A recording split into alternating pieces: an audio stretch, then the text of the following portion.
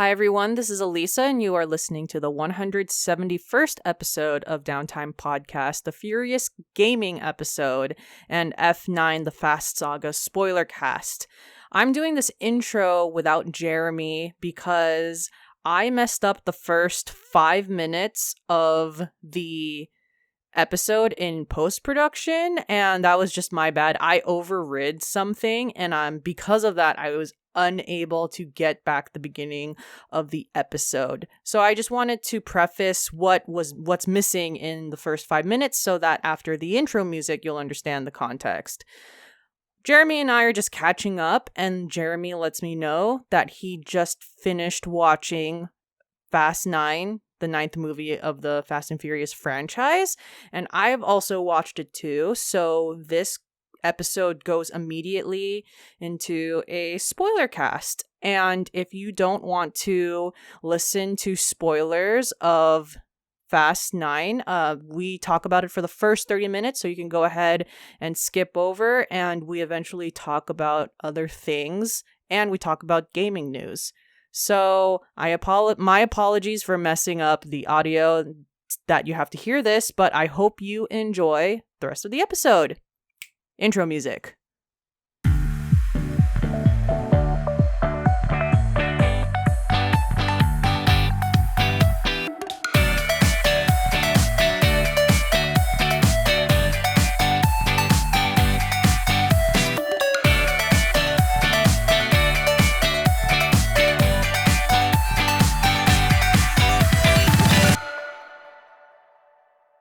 Not to lean too heavily into the spoilers of the movie, and I apologize in advance that I kind of told you guys that Han died, but I think everybody kind of knows that already.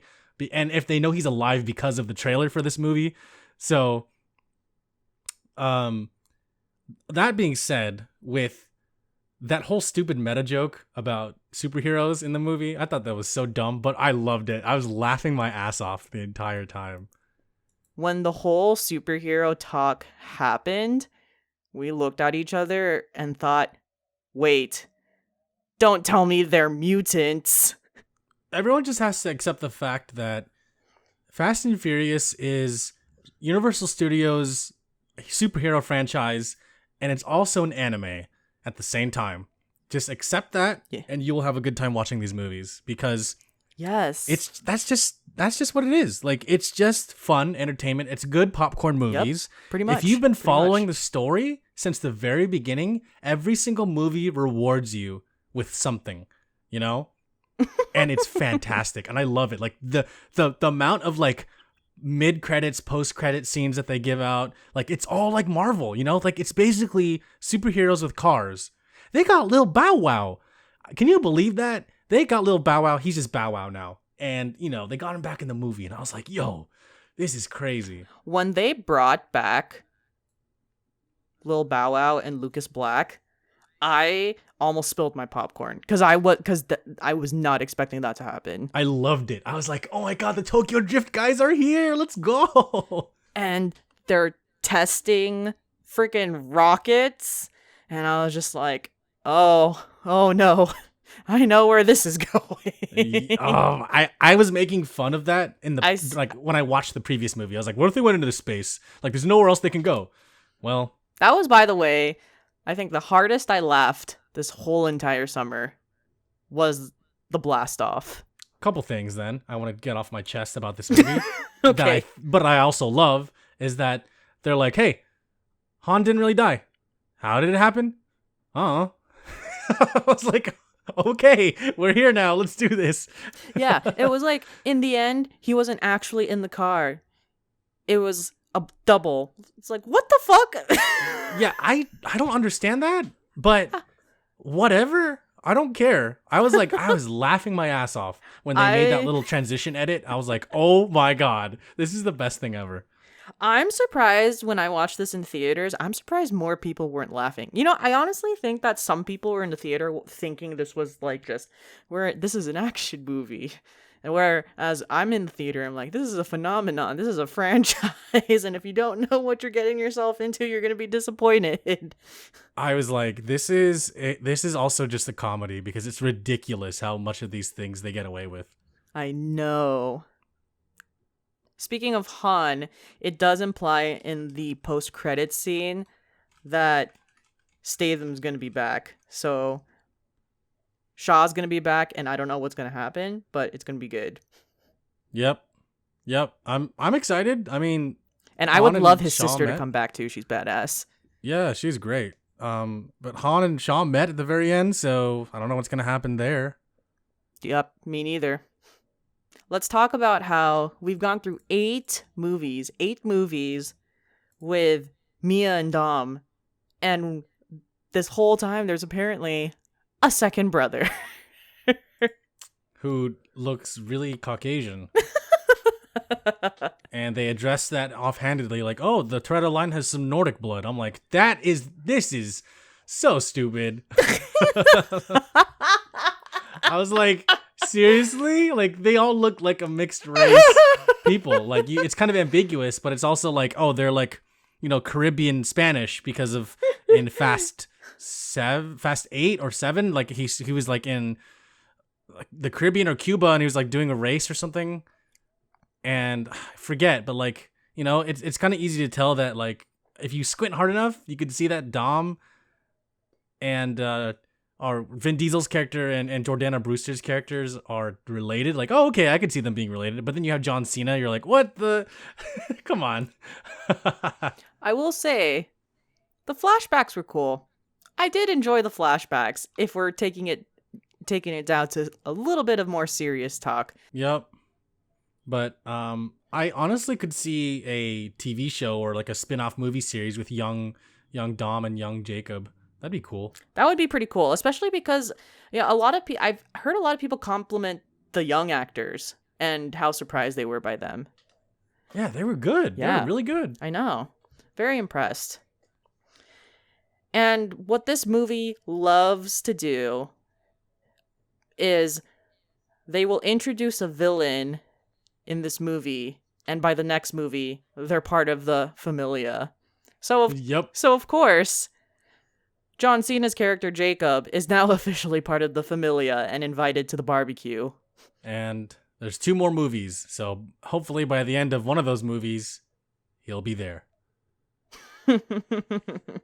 When I saw Sean and Han see each other, I was like, oh my god, it's been so long. And he's like, what?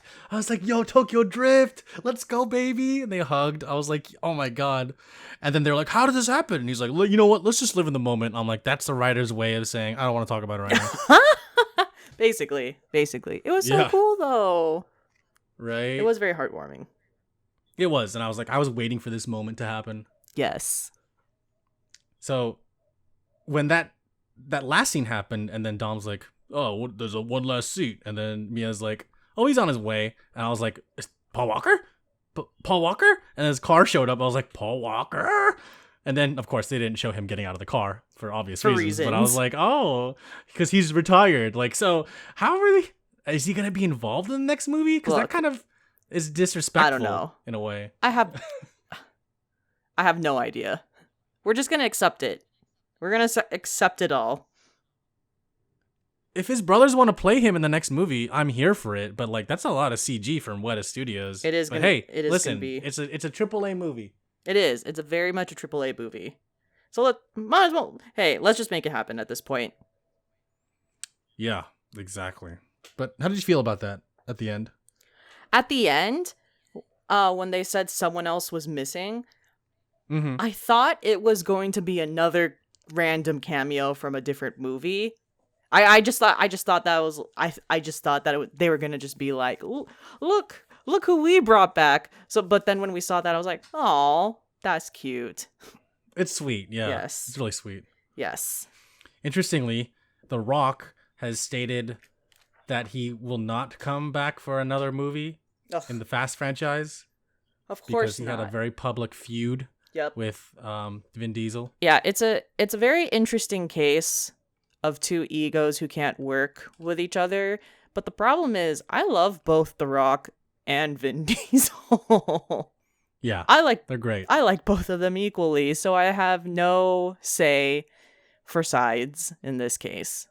Yeah, even if they were both assholes, I would still enjoy their work. I get why there's a public feud, but at the same time, I'm like, I just feel like, The Rock was a really good character, but I do think it's time for him to move on. I think that he needs to make room for others. I agree.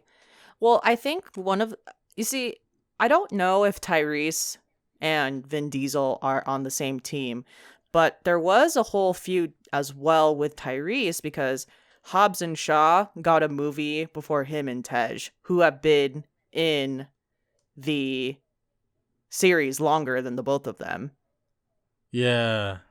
So, obviously, there's no confirmation, but it wouldn't surprise me if Vin Diesel and Tyrese were definitely on the same side. And that would be okay. I mean, I think it's fine. He could do whatever he wants. Yeah. Right? I did love Hobbs and Shaw. Hobbs and Shaw was great. I loved Hobbs and Shaw, but honestly, The Rock is so petty too. The fact that he's not in Fast 9 is so petty. You see, Shaw was even there at the end, or Jason Statham was even there at the end, but Jason Statham doesn't have a beef with anyone. But still, The Rock's petty.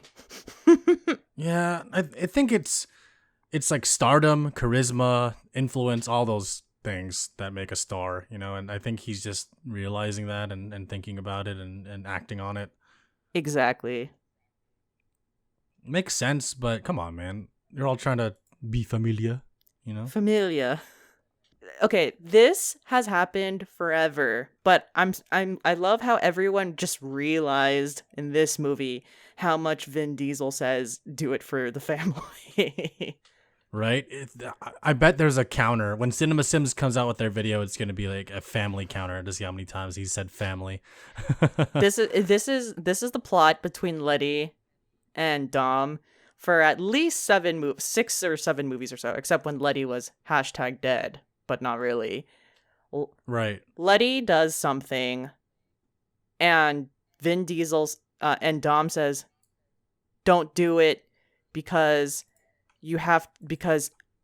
I'll do it, and I'm gonna do it for the family and sacrifice myself. So I don't want to put you through this." And then Letty goes, "Nope, I'm still gonna do it."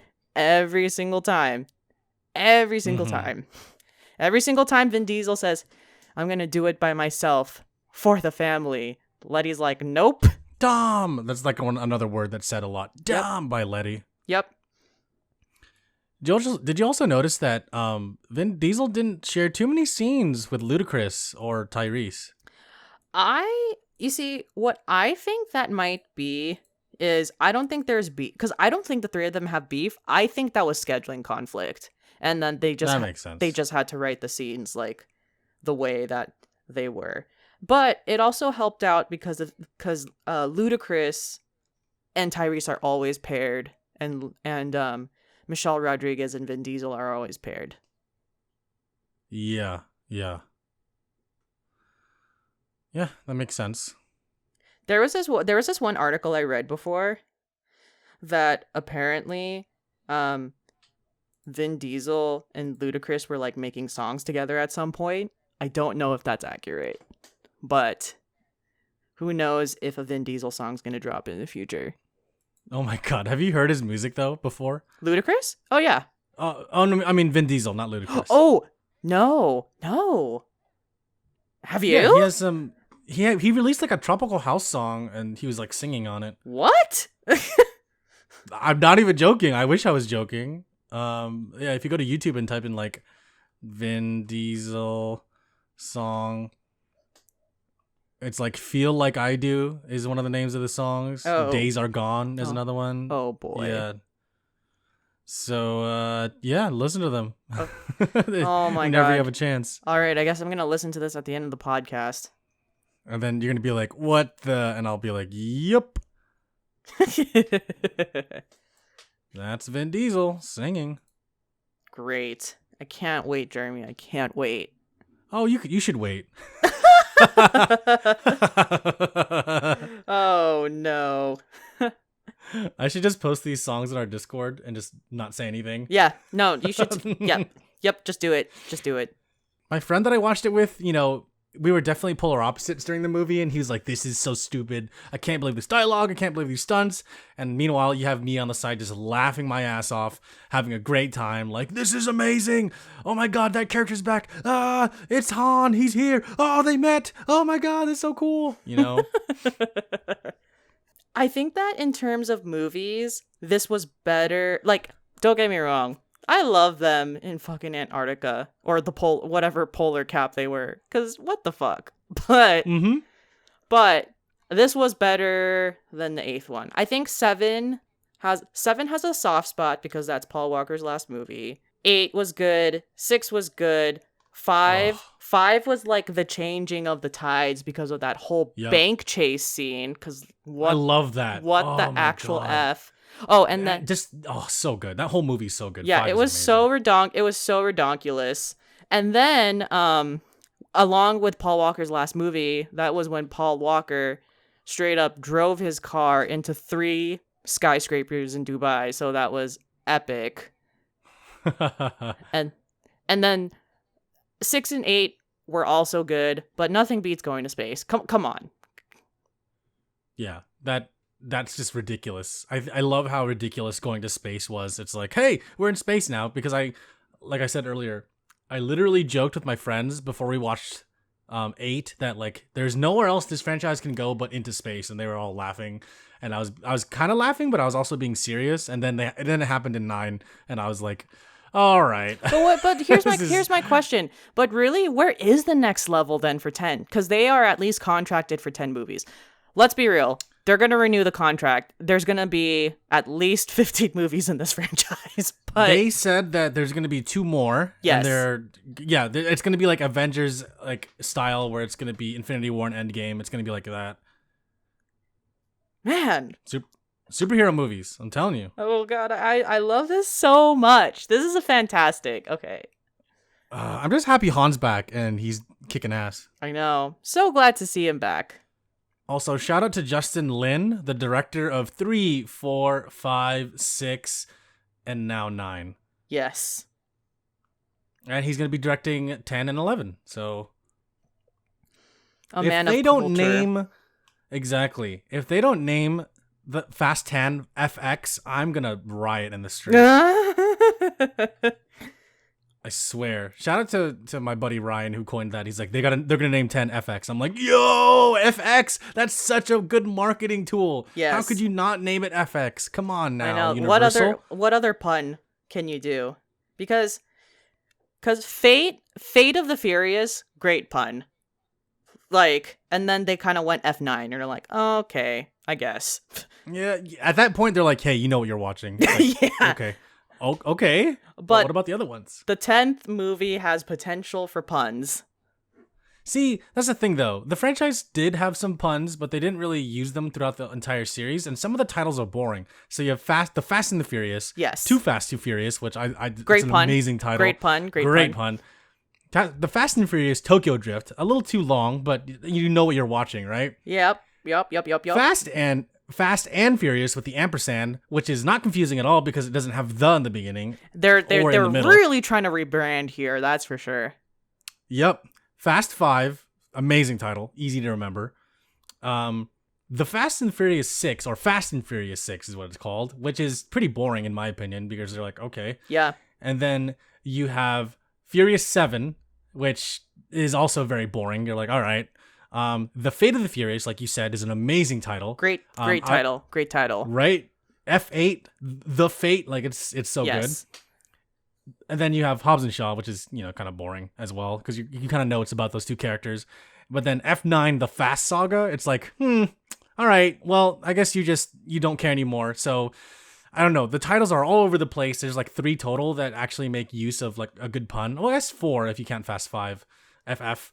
And then F10's got to be FX. Otherwise, what else would it be? Agreed. I want to talk about Space Jam, but was there anything else you wanted to say about shit. Fast 9? Sorry.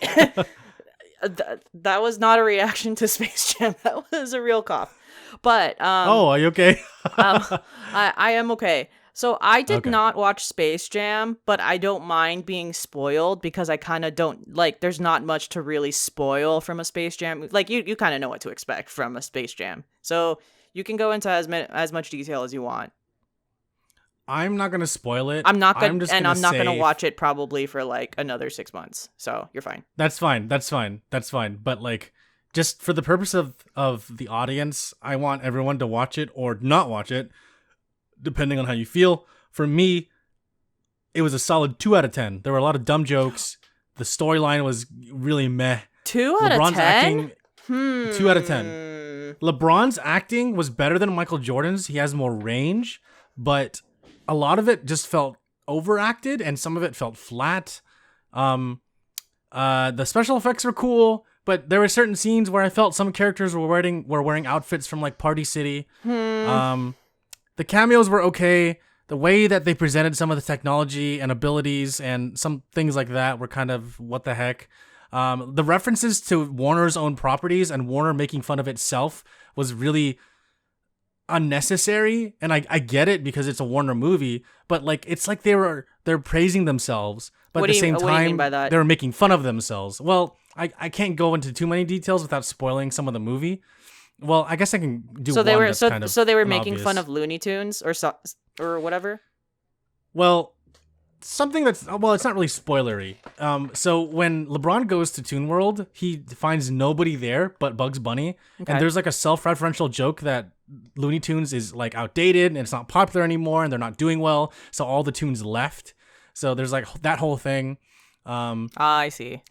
There's like Harry Potter jokes, Game of Thrones jokes, everything Warner you can think of. Like, Oh. there's like the Wizard of Oz is there. Casablanca has a spot. Like they're like pulling all these weird references from different Warner properties that make no sense, but then they just shoehorn it into the movie. I don't know. There's some interesting filmmaking techniques that they use to make it like interesting. But for the most part, I was like, all right, this is weird. I don't get why they felt the need to include kind of like any Warner Brothers reference, because I mean, like, you know for a fact if it's a Space Jam sequel, that the core IP is Looney Tunes and the NBA. So I don't know why you needed more. That's probably what, some executives watched Ready Player One and was like, how do we make this but with just Warner Brothers properties? Yeah, it's true. So, yeah, overall it was okay. Like some of the what's redeemable? The voice acting was really good. I like the voice acting. Like the how they portrayed certain areas was really cool too. Cameos from certain characters that were there were really cool to see. But for the most part, it was like, if you are not a fan of Warner Brothers, then you probably won't know a lot of these references. But it also is kind of a, hey, did you know that this is a Warner Brothers property? Like, I bet you didn't. Like, Rick and Morty. You're like, what the heck? What's Rick and Morty doing here? Oh, right. Warner owns Cartoon Network / Adult Swim. Oh, huh. So, yeah. Interesting choice. There you go. Yep. But for the most part, it was a solid 2 out of 10 for me. I'm sorry to say, but it was a solid 2 out of 10. I mean, I wasn't too excited about the sequel, but I was still gonna watch it eventually. Like, I feel like even if, however I feel about LeBron, it would probably still be like just like a fun kids entertaining movie. But to hear that it's like a 2 out of 10 is kind of disappointing. This is a personal preference. I don't want to make people think that I hate this movie. If I hated the movie, I would be giving it a 0 out of 10. But there were some things I found redeemable. Now, this is just my opinion. I want and encourage everyone to, if they have the time, to watch the movie, bring us your opinion, and then tell us what you think about the movie. There are some diehard Space Jam fans, some diehard LeBron fans out there, so I totally get why you guys would defend the movie, and I'm not like trying to bash on the movie. I'm just giving it from a critical filmmaker standpoint because I wanted to like this movie, but there's some things I just could not find enjoyable. For sure. So I have a fun little story for you. Go for it. So I went to an all-you-can-eat Korean barbecue place on Saturday to celebrate a friend's birthday. Wonderful. I went to Olgade and Concord. Have you heard of it? That sounds very familiar. I've probably passed by it, but I've never been there. It's good. I mean, it's your standard Korean barbecue fare. You know, you get all your stuff, everything you can get, corn cheese, kalbi, everything you want. But before we went to celebrate the birthday party, my friend and I, we went to some liquor stores because we wanted to buy some tequila for the birthday girl because she loves tequila. Okay. So, it was my friend Ryan. Shout out to you, Ryan. He was on the podcast previously. We went to some stores down my street. We found we couldn't find the tequila we wanted at the first store, but then I saw this bottle of Japanese whiskey. For those that don't know, I really like Japanese whiskey, and it was a numbered one, meaning that there's a year on it. And those are so rare to find nowadays because they stopped production of Japanese whiskeys for certain lines of Japanese whiskey. This one in particular was called the Hibiki 12 year. Hibiki is a line of whiskey that you can find at Safeway now, although unnumbered. But, if it has a number on it, that means it's worth more. And that means that it's also rare and it probably tastes better than the one that you can find at Safeway because it's aged for a longer time period. This one, it was a Hibiki 12. And, I was kind of in a mood to purchase whiskey for myself. Because we were shopping around, and I don't typically buy alcohol anymore, just because people don't really come over, we don't really have guests, and I don't really drink too much unless it's in a social setting. So I was like, what if I bought this Hibiki 12 year? So I asked the woman behind the counter, and I said, hey, how much is that Hibiki 12 year up there? Guess how much it cost, Alyssa? Oh God. So what I'm guessing okay, so there's two directions this can go. This will probably be the cheapest thing that you've ever bought, or something that's even more expensive than when you get it in Japan. So let's see which direction I want to go.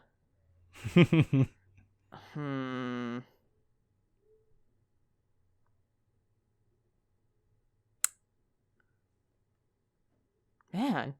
What do I want to do with this? Take your time. Let's go.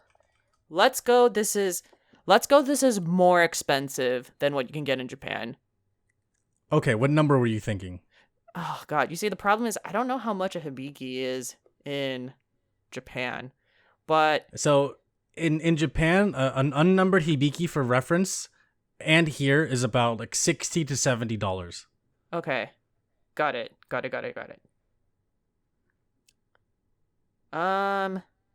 Let's go with 150. Let's say it's double that. I kid you not. The woman turned to me and said, "Oh, that bottle? That's $999.90." What? I was like, "Oh, thank you very much for telling me." And I told my friend, "Let's go." And then Ryan and I left the store. And I was like, "There's no way I'm going to be spending $1,000 on a bottle of whiskey." I could get a 21 year for around that price, and if I wanted to, if I found a good deal. And so they just have that, oh, someone's going to walk in and buy this for $900. Right? I'm like, what?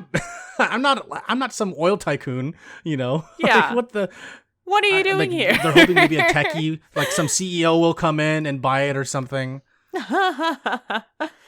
Oh my God. That's ridiculous.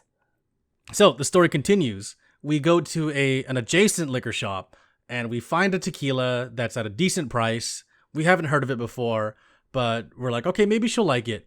So we bring it to the counter and I look to my left and I see another bottle of whiskey from Japan. It's called the Yamazaki 12 year. For those that don't know, this won best whiskey of the year in 2015. It beat Scotch because every year apparently Scotch always wins. But that year is when a Japanese whiskey won for the first time. And that's at the point where I guess Japanese whiskey started gaining more recognition. So the Yamazaki 12 year is kind of famous in the fact that it won that award, but it's also numbered. It's also got, some some rarity to it, and they stopped production on it because, you know, you literally have to wait 12 years before they can produce more batches. Yes. Or release more batches. So I go to the guy at the counter and I'm like, hey, how much is that Yamazaki 12 year? Guess how much, Alyssa? I want you to guess. Okay. So you said the last one was 900. Yes. Okay. Was this one now I feel like it's beyond that. Let me say 1500. So, is that your final answer? Yeah. So the guy turns to me and he says, that bottle? Oh yeah, that's $250. Oh. And I'm like, and he's like, are you serious about buying it? And I turn to my friend and I look back at the guy and I'm like, yeah. And he's like, you know what? Because you asked me here today, I'm giving you a discount. I was like, what? He's like, yeah, I'm taking $50 off. I was like, are you serious? What? And he's like, yeah. And he's like, here you go. This bottle is now $200 as long as you pay right now. And I was like, oh my God, yes, of course. So, wow. let's think about it this way. That was I came away. That's even a more surprising thing. So really, actually, you paid the price that it would normally be in Japan. In a way, yeah. Yeah. And I saved $700. Wow. Okay, first of all, I can't believe the Hibiki was more expensive. Right? Especially against Yamazaki. What one of my more like whiskey cultured friends told me is that the Hibiki is a little bit rarer than the Yamazaki because they stopped production of that a few years ago, whereas the Yamazaki was only like a couple years ago. Okay. So it makes sense that it's a little bit rarer and more expensive, but still $900. Like it would probably be closer to $400 or $500, not $900. I think that's too much. I see. But what I'm trying to say is I walked away with a deal. Yeah, you did. You really and did. It was amazing. Good work, Jeremy. Yeah. But I don't know. Look, I'm not in retail. I don't know how they decide these prices internationally. I don't know either. I was just shocked that it was $900. Right? I was like, my goodness. What the? Yeah, ridiculous. Yeah, crazy. Good luck to whoever buys that. I know, right? I might pop in there every now and then just to see if it's gone. I know. And the last bit of personal news I have is that I'm thinking about buying a new desktop computer. Cool. What kind of computer? Yeah. So like something that has a better graphics card, more RAM, a better CPU, a nicer case than what I have now. All my stuff is like pretty old. It's from 2014 and 16 because I've been upgrading it ever since then. I like to think of it as kind of like the Millennium Falcon. You know, there's some wires sticking out inside.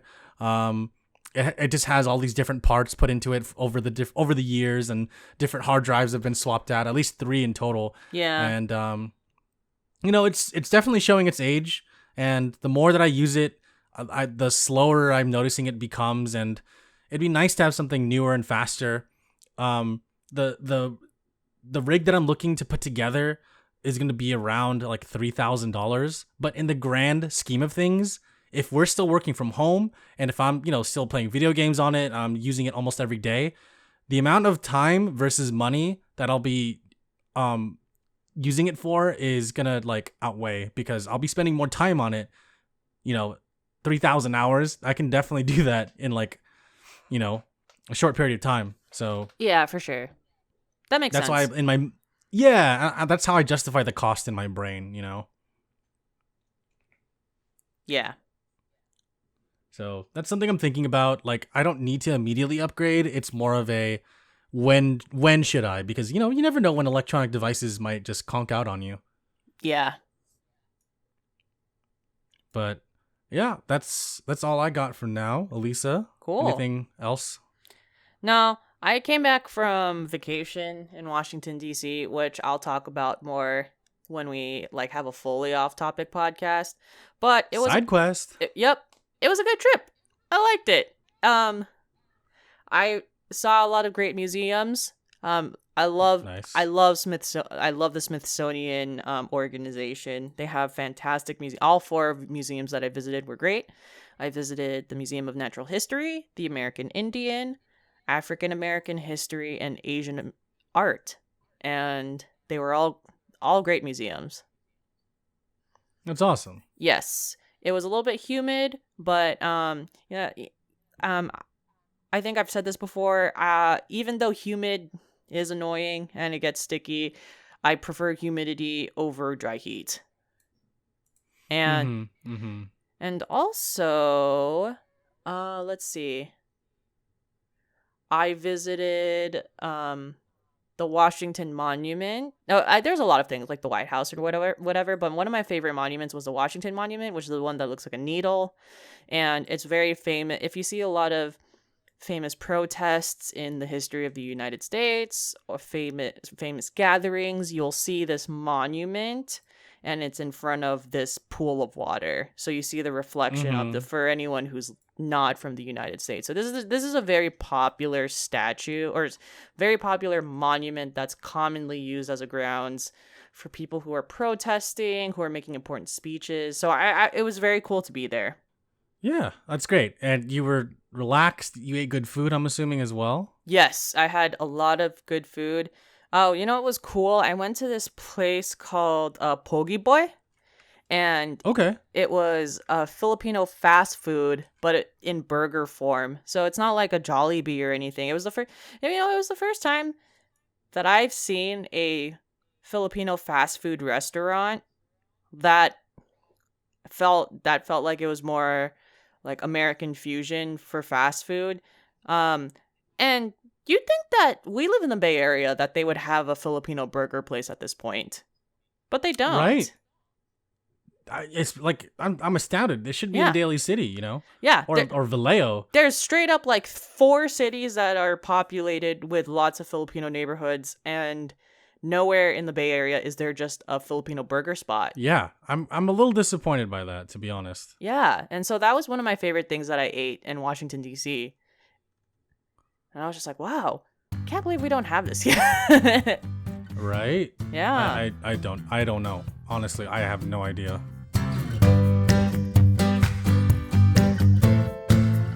So I am not playing anything right now, and that's about it. What are you playing, Jeremy? My usual shit. Apex, DBD. I'm still playing Watch Dogs 2. Finished the last mission and the Pirate's Life DLC for Sea of Thieves. Yeah, I mean, I don't know. There's not much to talk about. I don't think it's important. Yeah. I don't know why. I'm just like, whatever. This is just regular stuff.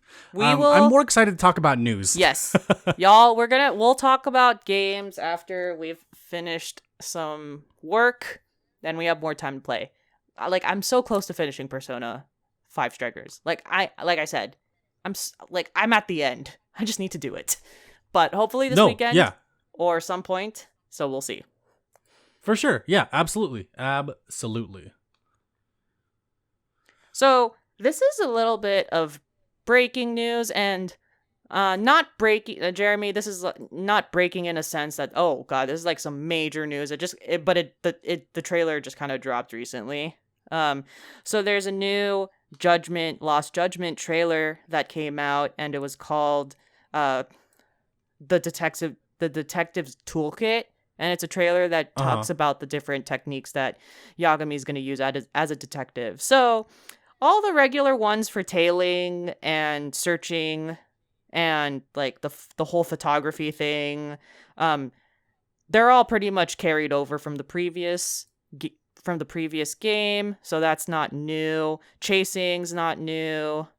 The disguises are back, but they look a lot more sophisticated. So it's, for example, a disguise is not just Yagami wearing sunglasses and all of a sudden you can't recognize him. Mm-hmm. But the disguises look more prominent. But there's a few techniques that are now being introduced in this trailer that is new to Lost Judgment. So the first one being the noise amp, which is using a megaphone. there's one called the signal detector, and there's also going to be one where you're using your dog, so you're using your Shiba that is prominently included in the original trailer, and then there's stealth and parkour. So these are all new techniques that are introduced for Lost Judgment. Cool. Yes. Yeah. So, no updates still on the conclusion of Johnny and Associates versus Sega. And I'm assuming it's because there's a lot of talks right now and probably a lot of money being thrown. So we'll see what happens. Yeah. Looking forward to what's going to happen next. Hopefully good news, Yes. Looking forward to in a cautiously optimistic way because I want them to continue the series, but at the same time, I understand why they wouldn't do it. But as gamers, we want that. We want more stuff. Exactly. We want more story because it's not going to be Hot Boy Summer anymore. Yep. Which is unacceptable if it disappears. Alyssa will not stand for this. Yeah, I won't stand for this. We're going to go to Tokyo. We're going to go to Sega's headquarters and Johnny and Associates headquarters and then make them work it out. I know. They're so dumb. Anyways, anyone who listens to J-pop doesn't like them. So, yeah. Oh, there's one more thing that I missed in the Detective's Toolkit trailer. So, if you play Judgment 1, there's 2 brawler styles. One of them is the Tiger, which is kind of like the more Kiryu-esque, what you're used to style of brawling. And then there's the Crane, which is like slightly more graceful. And then there's a new one called Snake. So there's going to be 3 battle styles for Lost Judgment. Okay. Yeah. So we'll see what that is all about in the future. Okay. Looking forward to it. Yeah, I'm looking forward to seeing what that's all about. Yes. Next on the list, one of the more prominent updates that happened in the last week. So Nintendo dropped their OLED model and kind of like had lukewarm reception. Like it didn't appeal to all of the masses. And then I feel like 2 or 3 days later, we get this drop of something called Steam Deck. And this is Valve's portable. This portable... this portable uses AMD, and what they're advertising is you can play your entire Steam library on this Steam Deck like on a PC. And yep, that's what they advertised it as. Yep. Exactly. And it's one of those things where I don't know if it was intentional, if Valve knew that Nintendo was going to drop their OLED model at around the same time and they were waiting for it so they can do it after, or if it was just merely a coincidence. But this was huge news, especially for people who like Steam and now can play it portably. The fact that they're saying it can play literally everything on Steam is astounding. Yes. Astounding if true. There was an original pre-order, and Steam Deck comes out in December of 2021, so we won't really know until December of this year. But if those reviews come out, and you really could play the entire Steam library, total game changer. Yeah. Like, not Harvest Moon. I almost said... Oh my god, I almost called it Harvest Moon. Or I did call it Harvest Moon. Which one are you talking Valley. About? Oh, Stardew Valley, my bad. Oh, Stardew Valley. Yeah. I was like... Oh my god. I was like, what about Harvest Moon? Dude. No. Stardew Valley. On the go. This is a game changer because Stardew Valley was a PC game first. And Yes. for example, I have Stardew Valley on Steam, and I've maxed out everything that I can possibly do in this game. And once in a while I'll play it when there's an update or just when I feel like farming and having a good time. But I would not buy this and redo this on Nintendo Switch, which Stardew Valley is now available on Nintendo Switch. Now that Steam Deck's coming out, this is a game changer because I never have to buy the game ever again. Yeah, this is true. This is very true. Yeah, and I have quite a few JRPGs that I bought through Steam as well. So that is also a big game changer that I could just play it on Steam Deck. Yeah, absolutely. Yeah. So cool. Like you said, although it's multi-platform, it's good since you already have it on one. You don't want to make a new save and start a whole thing. Exactly. So, I'd like to read off some specs and pricing. Yes. That I have saved. So, $3.99 for the 64 gigabyte version. These are internal memory. The internal memory internal memory drives. You can actually upgrade it with like a micro SD card. And when IGN did their review, they were playing all the games off of an SD card, and everything worked flawlessly for them. So that's good news. Yes. So $3.99 for the 64 gigabyte version, $529 for the 256 gigabyte version, and $649 for the 512 gigabyte version.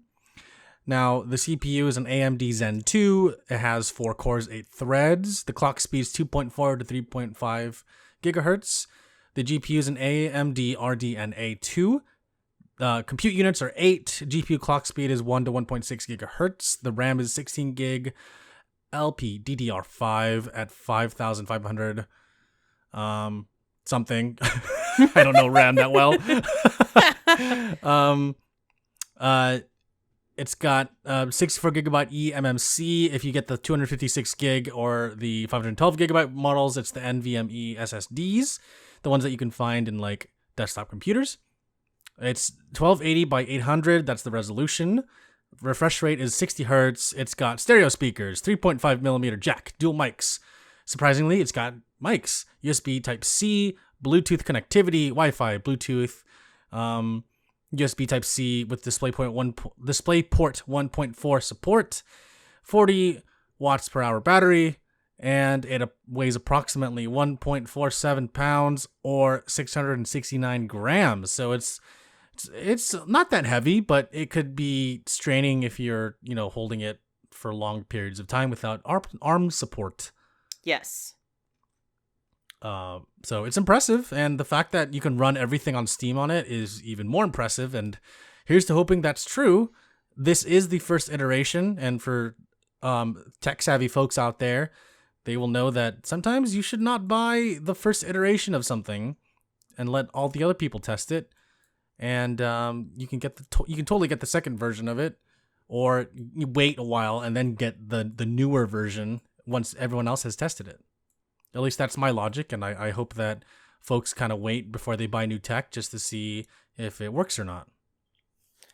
I totally almost bought it. I mean, if you want to be part of that crowd, go ahead. There's nothing wrong with that. So, offhand, during the initial pre-order, I actually got through to the website, and I was like, oh, shit, am I going to buy this right now? Okay. And then I did it, and I was like, honestly, I'm not going to play this at this very moment in December. But I was so tempted to do it because I got through. I was like, oh my gosh, this is happening right now. I never get through to anything. That was literally like me at the liquor store buying the whiskey. Like, I was there and I was like, oh shoot, I'm here now. And this guy's like, hey, you get a discount. Do I go through with this? And obviously I was like kind of peer pressured, but also I was in the right mood. I was like, yeah, dude, why not? Let's go for it. Yeah, really, if I bought it, it would have been a very spontaneous decision. and lapse of judgment. But who knows? It could have still been a good time. But I'm okay with waiting for now. Like I said, I am honestly not going to play it anytime soon. So I don't regret it. No, that's understandable. Yeah, no, that's totally understandable. Yeah, I mean, you can just wait and see when it comes out and see what the reviews are like and then make your choice there. Yep. Exactly. But this would be a game changer, especially once again for my commute when I do have to take public transportation. So yeah, absolutely. Yeah, and you know what I love about this? It's like, once again, I'm trashing Sony because they deserve it. So Sony basically gave up on the portable. It's like, all right, we're not going to do this, and pretty much bowed down to the Nintendo Switch when it came out. And, Nintendo Switch is a little cocky as well. And like any other gaming company, like money more than anything and will mess up their audience. But basically no one bothered to challenge them. And now Steam Deck's and Valve are like, all right, here we are. So I'm very happy for this on the basis that there is now a portable that can versus the Switch for now. Right. Good competition. Which I think is important. Agreed. Yeah, and I really like that.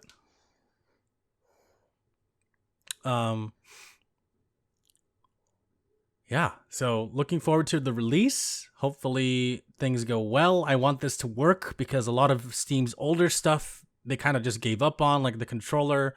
They kind of just left it and didn't really do anything with it. Yes. As well as that that TV thing. What was it called? I forgot.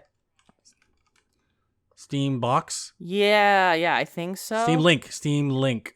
That's what it's called. Yeah. Yeah, so people didn't understand the Link and people didn't like the controller, so they kind of just gave up on it and basically gave it away for $5. Yes. So here's to hoping that they don't give up on this and that it does well, because I want this product to do well. I want people to buy this, and I want Nintendo to be challenged, because Nintendo has been king of mobile portable game systems for so long that there's finally something that can outweigh them, and now it's just a matter of software where you have literally hundreds of thousands of games on Steam versus all of Nintendo's library. Now you can make arguments for both, but at the end of the day, I have to say that I think Steam does beat Nintendo when it comes to the amount of titles you can play on one system. Precisely. And it's more powerful. Yeah, absolutely. Take that, OLED. Yes.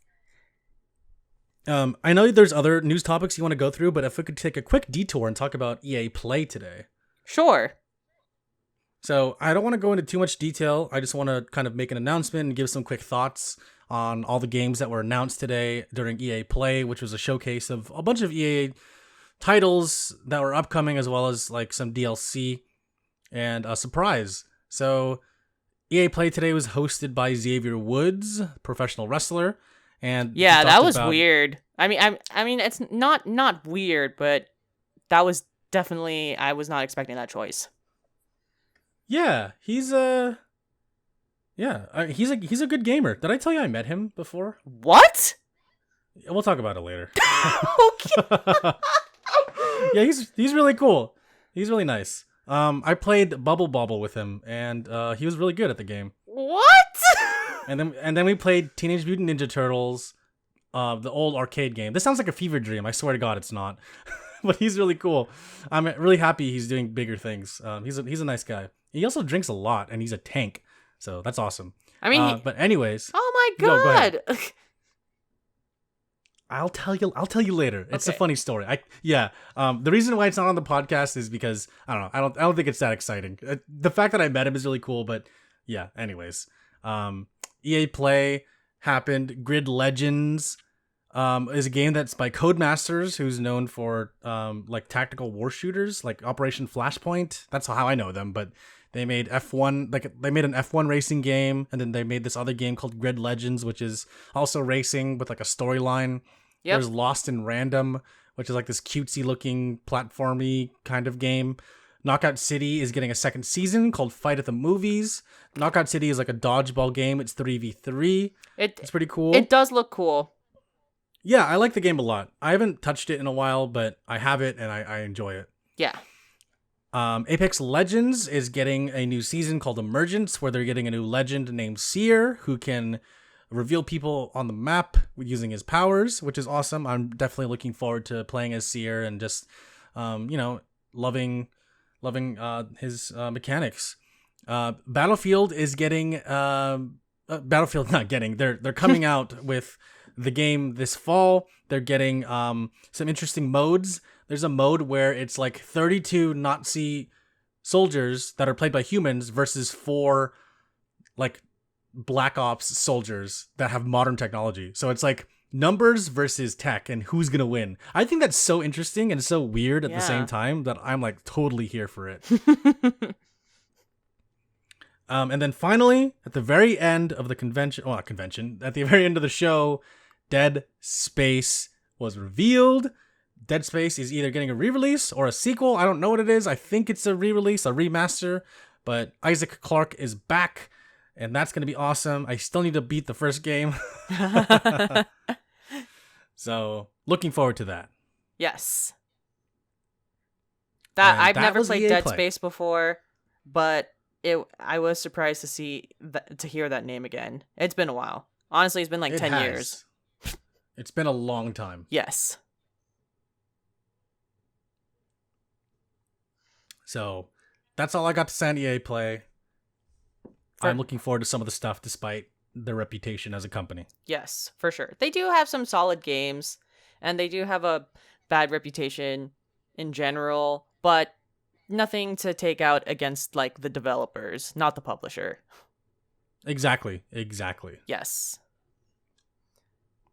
So a little bit of more serious news so that we can end the podcast with some fun stuff.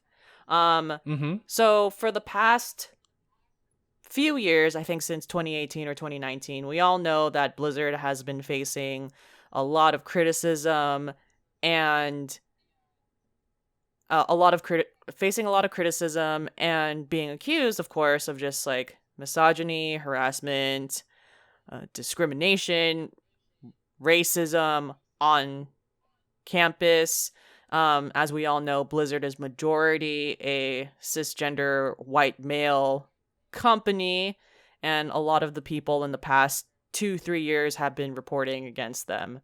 So now, officially, the state of California's Department of Fair Employment and Housing is suing Blizzard.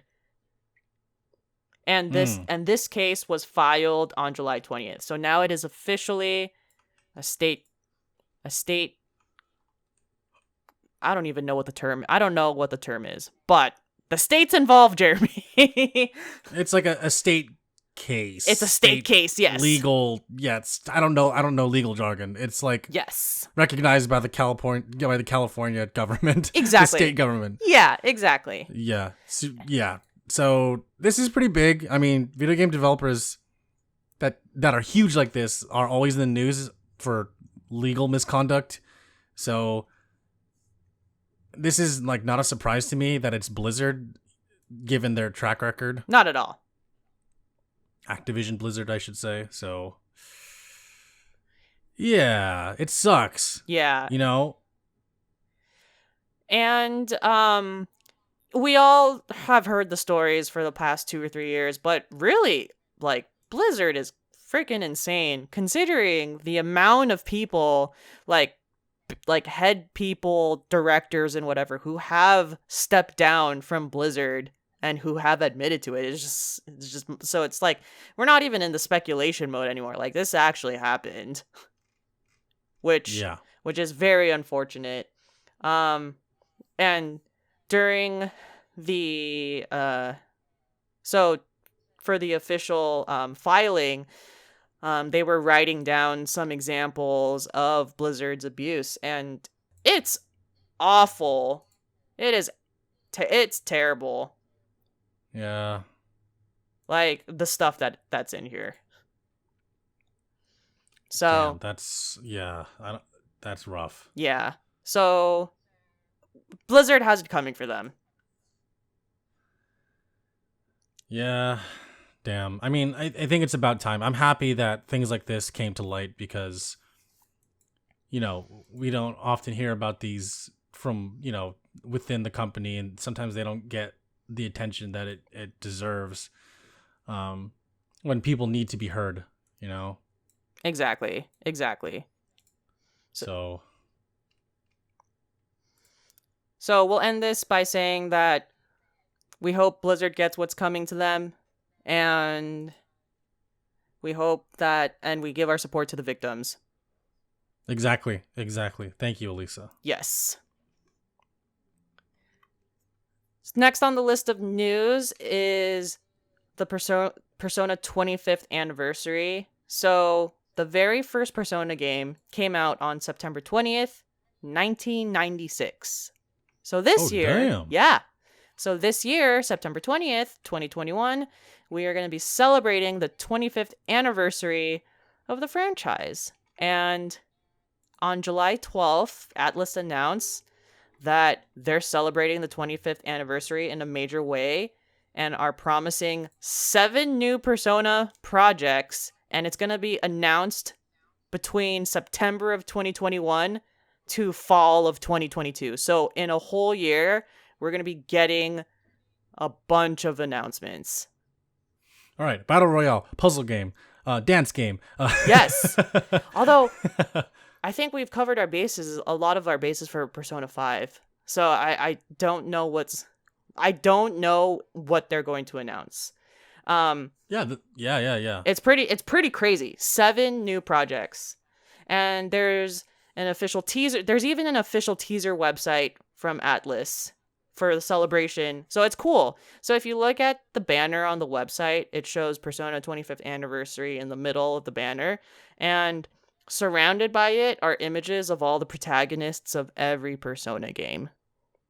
And it's cool. Crazy. The website's in Japanese, but even though it's in Japanese, the images are pretty well laid out and pretty clear what each one is.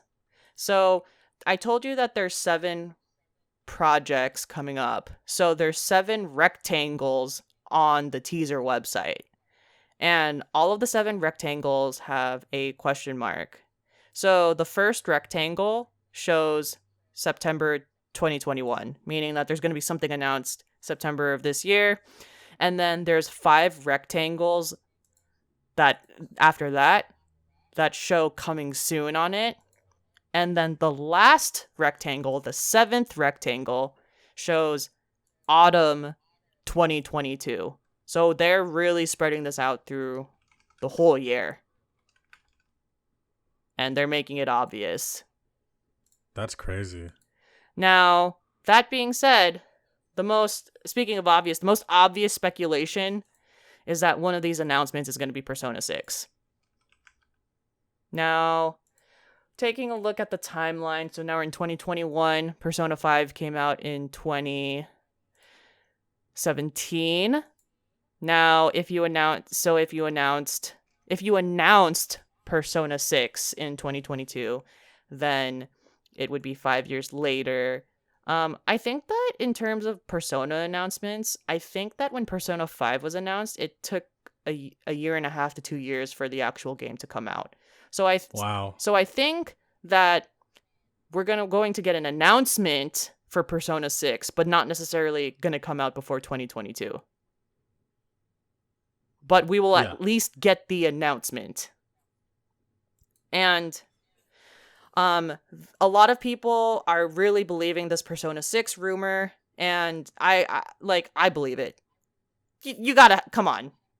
25th anniversary, Atlus, you got something going on. And there's another clue where if you look at the Atlus D merchandise store, the official store for Persona. There's an official store now for the Persona 25th anniversary. And they have an item for protagonist trading cards. And the protagonist trading cards consist of eight cards. And they show a thumbnail of what the 8 cards look like. So 7 of the cards represent the 7 protagonists that have been in each Persona game. And the reason there's 7 is because a couple of the games have 2 protagonists in it. Now, the 8th card on the thumbnail, the website has it as a gray card, and it says secret. So the fact that you have this item called protagonist trading card, and one of them is called secret, probably means that a new protagonist is going to be introduced. There's just no way. Yeah, exactly. So I'm looking forward. I'm specifically looking forward to this. I think that this is going to be, a pretty epic reveal. I just looked it up, by the way. So Persona 5 was announced in 2013, came out in 2017. Came out internationally in 2017, but came out in Japan 2016. So it makes complete sense that one of these is going to be the official announcement of Persona 6, but probably won't come out for another 2 to 3 years. That makes sense. Yes. And yes, considering Persona's popularity, and especially now that people can also play the game on Steam, I think that there's going to be a lot of hype to this, and Atlus is doing a really good job with the marketing and advertising. Yeah. The last thing on the list is we're getting a Smash game in the Nickelodeon cinematic TV universe. And it looks awesome. I'm probably going to buy it. Me too. You know what the crazy part is? The devs have said that they want this to be a legit fighting game. They want it to be recognized within the fighting game community, and they want people to play it. They want people to love it, and they're basically doing everything that Smash couldn't do, but with, Nickelodeon properties. And you best believe I will be one of those people. Yup, I'm gonna play as Nigel Thornberry, Invader Zim. It's gonna be fun. The crazy thing is that the publisher of the game, which is Maximum Games, is a Walnut Creek company. Interesting. Yeah, I putting Walnut Creek on the map. So that was pretty cool. And the developer of the game is Ludosity. I don't know a lot of the stuff that they've done, but I pulled this up. A few of the games that they've had have been Slap City, Little Dew 2, Card City Nights. So yeah, things that I don't recognize immediately. But we're here for developers and publishers that people don't know succeeding and releasing games for people to play. Yep. And even if it is a Smash clone that might do better as far as support goes. Exactly. And I think Nickelodeon has been doing a really good job recently in terms of getting their name kind of in the radar. I don't know. I feel like ever since Nickelodeon hosted that Sunday night football game, they've just been doing a lot of cool things.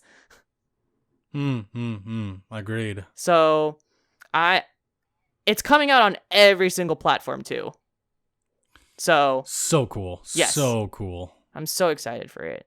Which character are you most excited for? Invader Zim. For me, it's Helga and Danny Phantom. Nice. For me, it's Invader Zim and Nigel Thornberry. Oh, I know, right? That was a crazy reveal. And I also love the Reptile reveal. Oh, I was just gonna say Reptar too. Yeah, I'm so hyped for Reptar. That's gonna be so much fun. Now, this is what I'm a little surprised by. There is no character here that comes from Avatar: The Last Airbender universe. And I feel Maybe. like it was a missed opportunity, or Nickelodeon has not revealed all of the characters yet. I feel like that's the case, but also they might be DLC, and then they're gonna make people buy them because, of course, people are gonna buy Avatar: Last Airbender characters. Exactly. Like buying. Oh, and to be completely real, if they did make the Avatar universe DLC, I bet you they're gonna introduce more than one Avatar character in there. Like, it wouldn't surprise me if they did a combo deal of Aang and Korra, or if you wanted to, or because like Aang and Korra are OP. Like, I feel like you could make a case to have like the separate separate benders there. Like, you'd have like a Zuko who's fire. Like, all the representative elements are their own character in a DLC. So Yeah, there's a lot of potential, but I feel like if Nickelodeon never puts in Avatar universe character, it is a completely missed opportunity. Yeah, I could totally see a lot of other Nickelodeon properties being so much hype on top of Airbender because, like, there's a lot of dormant stuff, like Cat Dog. Yes. So, we'll see. I mean, I'm excited, but, like, I could totally see them making Avatar like a cash grab, but like for a good reason, because they want to generate hype. Yeah, I can see that too. But yeah, I'm excited. I'm gonna get it as well. I don't know which platform I'm gonna get it on yet, but I'm thinking about it. I know. I don't know which platform either. We'll see. I don't know if I want to play this on console. I might play it on Switch. Yeah, I kind of want to play it on Switch just to have it next to Smash Ultimate and be like, this could have been you. Yes. We do have a couple questions from Discord and some comments, but before we go to Discord, I want to read the first comment from YouTube. Chariot Goblin says on episode 170, #save judgment. #save judgment. I agree. So we have two questions from PJ, and then we'll go into the one from Dave97 on our Discord because we have two questions. The Dave question is a little longer, and yes. It involves us actively looking at things. So before that, let's get this question from PJ that says, "What is a recent TV show or movie you watched that you hated?" Now, I missed that question. That's a... Ooh. Okay, I'm going to say mine might be very controversial. I don't know if it's... I don't know. I'm going to say it, Jeremy. Go on. Don't at me. I don't like the Netflix show Unbreakable Kimmy Schmidt. Never seen it. I tried watching it thinking, oh, this, like, the premise of this seems, like, pretty great. I don't like it at all. I don't think it's that funny. Okay. I mean, I don't have an opinion on it, so I can't really argue with you or agree with you there, but okay. Yeah. Okay. And it's also one of those shows where it's like, it's not like a, oh, this show's all right, but I'm like not gonna watch. Like it's not one of those things where I have a neutral opinion about it. I don't enjoy Unbreakable Kimmy Schmidt, and it also made me question whether or not I like Tina Fey as a writer too. But that's a whole other thing. So I'm not gonna go into it. Yeah, we're not gonna talk about that right now. Yeah. Honestly, I didn't hate it, like I said before, but the first thing I think of is Space Jam: A New Legacy. Mm-hmm. I mean, I didn't hate it, but that's the only thing that I disliked recently that I watched. Yeah. So I'm going to say that. Yeah, exactly. Like, I tried watching Kimmy Schmidt like a month ago, and that's why I have that answer. Yeah, no, that's fair. I watched Space Jam: A New Legacy literally last weekend, so that's why I have that answer. The next question from PJ says, predictions for the Atlas 25th year anniversary reveal. I don't know. I'm going to leave this to Alyssa. She kind of already described it. So basically, for sure, one of the announcements is going to be Persona 6. It's not going to come out, but it's going to be announced. In terms of the other projects, I don't know what they can be, because Persona 5 already has a dance game. Right. So I'm not sure. Okay. But I feel very confident that one of them is going to be Persona 6. I wouldn't put it past them to announce that. Yeah. Okay. Cool. I'm not fully invested in the Persona world just yet, so that's why I can't really give an answer at this time, but hopefully when I start playing some of the games, I'll be able to give my thoughts and opinions and share some of the fan excitement with you guys. Yes. Okay. I will say, technically, not every Persona game has a dance game. I think it's only been recent Persona games that they have. So there is potential that every single Persona game will have a dance game. And look, I'm biased towards dance games, y'all, so can't hate me for that. Okay, yeah. I mean, you were all about that Yakuza 5 minigame with Haruka, and you're pretty good at karaoke in Yakuza, and I know you like rhythm games a lot, so hell yeah. Yeah. Cool. And our final question is actually a game from Dave97. Now, Alyssa, we should both click the answers at the same time when we're ready. Yes. So Dave says, I was wondering if you could play a little game. Guess which English translated Japanese game title is real or fake. I think it goes without saying, but please don't cheat. Answer is hidden on the right. Click to reveal. And there's a list of 10 titles here. And Alyssa and I are going to go one by one. We're going to read them out loud, obviously, because not everyone can see this. We will tell you how to see this after the game. But for now, Alyssa, let me know when you're ready, and we can talk about each title. Okay. I just want to say, Jeremy, I feel confident about one of them. Same. And the only reason I feel confident about it is because there is a hashtag # in it, and it is such an obscure title that can't not be real. Okay. Yeah. I was feeling a little questionable about that one, but the only reason I feel confident is because it's like there's a # and there's the way that the capital and lowercase letters are. It's just like, this is too obscure for it to not be real. Okay. We'll see what happens. Yes. We'll see what happens. Yes. And for the people listening at home, this one is called lowercase HTO, capital L, #, capital N, lowercase I, capital Q. That's the second to last one. Yes, and it is the second to last one on the list. Yeah, so that's a tough one. Yes. All right, so let's start at the top. O! ! My hat! ! All right. What do you think? I think real or fake? I think that this is fake. Ooh, I think I have no reason, by the way. I just think it's fake. Oh, okay. I'm in agreement with you.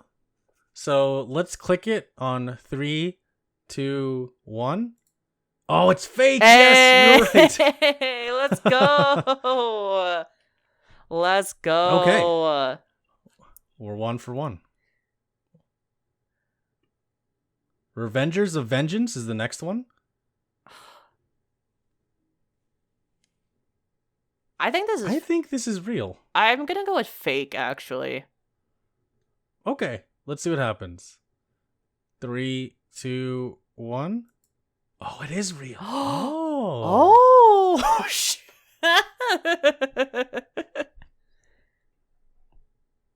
Okay. Can you imagine if we bet on this game? I am not a gambler, but I would be so tense and stressed out. The third one is face training. That one's interesting. I feel like this is a real game. I think that one's real too. Okay. We both think it's real. So let's click on it in 3, 2, 1. Ah. Nice. Very nice. Very nice. That one's real. Armed Armies of Arms is the next one. That's fantastic. I don't know about this one. This one's gotta be fake, right? Because, my gut's saying fake as well. I don't know.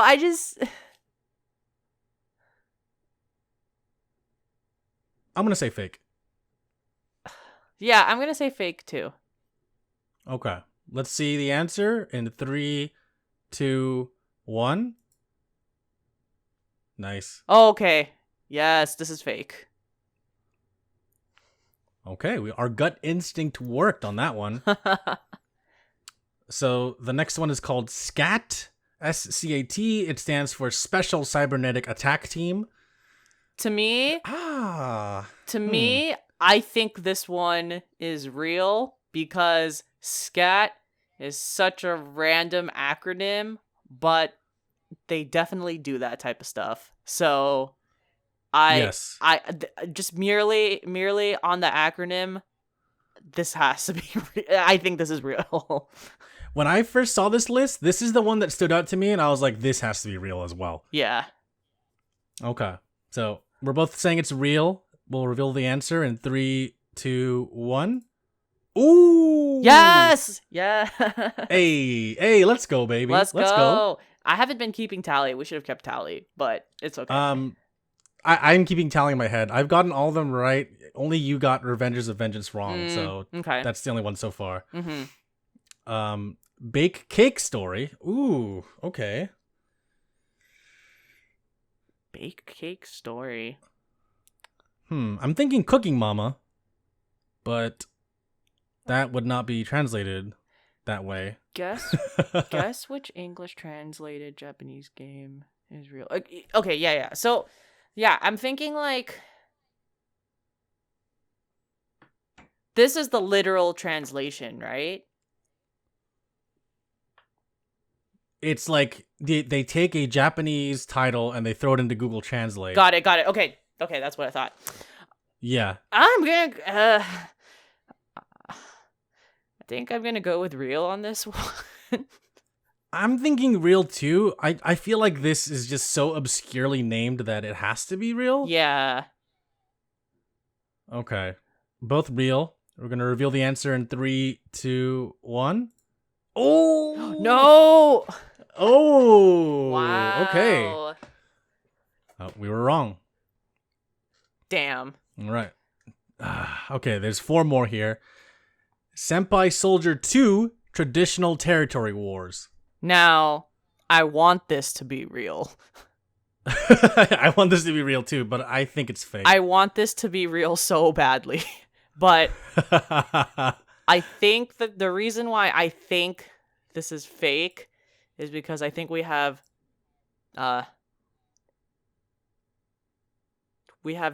2 sets of alliterations in here, and that doesn't seem right.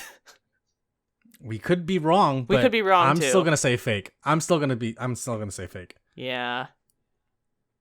Okay, both fake. Here we go. Reveal in 3, 2, 1. Nice. Yes. You know what? Okay, Jeremy. You know what I just realized? What's that? There's another way that this is fake, because if this is like legit the direct English to Japanese game, then it wouldn't translate into senpai. Yeah. So if you thought of it that way, that is also, you would also know that one was fake. Yeah. That's kind of how I knew it was fake. I knew it wouldn't start with senpai. I was like, there's no way this game starts with senpai. Like, it would be in the middle or the end. But that's a good one. I want that game to be real. That'd be fun. Oh, 100%. I would play that game if it was real. Hell yeah. All right. So next is Cannonball Cactus. Ugh. I'm gonna go one. So I'm gonna go with fake. I just can't picture that being real. I'm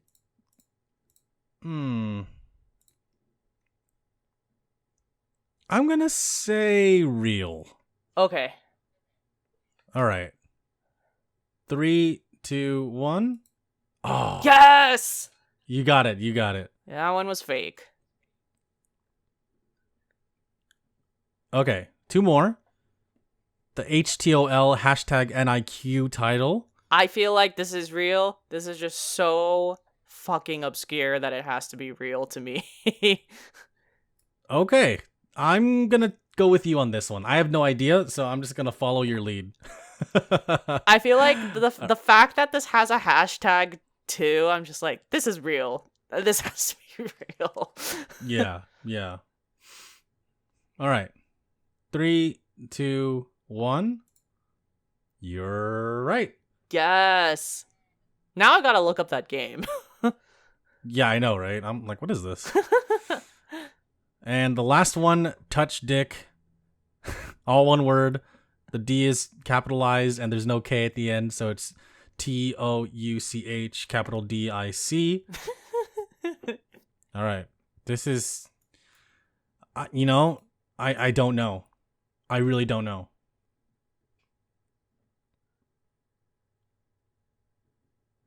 Man. This is a tough one. Now, Touch Dick. Is that what I think it's supposed to be translated to? Or does this mean something else? It could go either way. We have no idea. Oh, God. Yeah.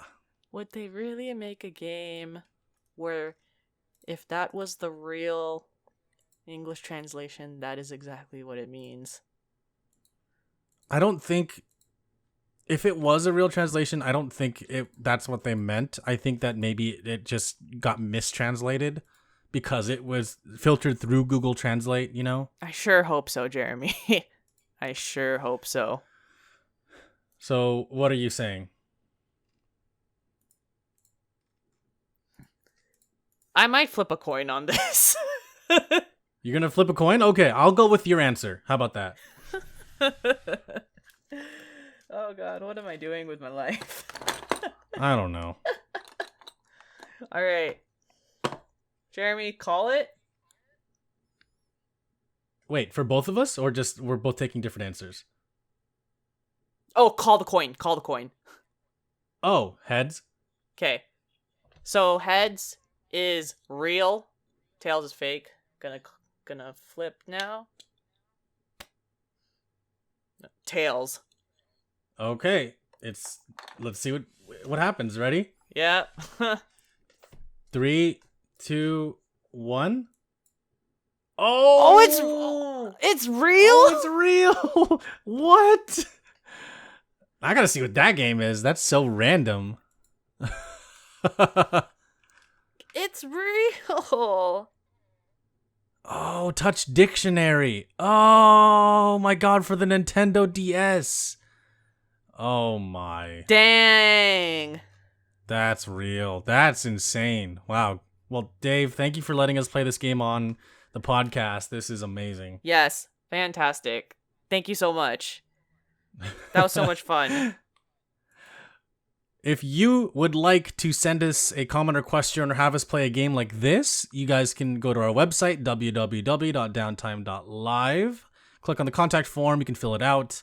It'll send us an email directly. If you want to send us an email the old-fashioned way, you can contact us at contact@downtime.live. Again, that's contact@downtime.live to send us an email. We'll read your comment or question on the podcast. You can also leave a comment or question wherever this podcast is hosted that allows comments. So like YouTube, Podbean. You can leave us a review on Apple Podcasts, and we can read it on the podcast. We're also on Spotify, Google Podcasts, Amazon Music, Stitcher, basically most of the big sites that you can find podcasts on. We are there. We have a Twitter at Downtime.Live. We have Twitch. We have a Discord community, which you can find in the description of wherever this podcast is hosted, that allows links to be clicked or copied and pasted into your browser. You can join our Discord community where you can submit questions. You can talk to us directly. We talk about everything from anime to music to Marvel movies to just whatever. We have a channel for a lot of things. So if you guys want to join our server, you'll find us there most of the time. You can get answers quickly from us here. And this is where we record our podcasts almost all the time. So that's it for housekeeping stuff. Alyssa, Yes. anything else you'd like to add? Nope. That is all. Thank you so much for listening to this week's episode of Downtime, and we hope y'all had a good time. Yeah, thank you so much. Stay healthy, stay safe, and we'll see you on the next one. Peace.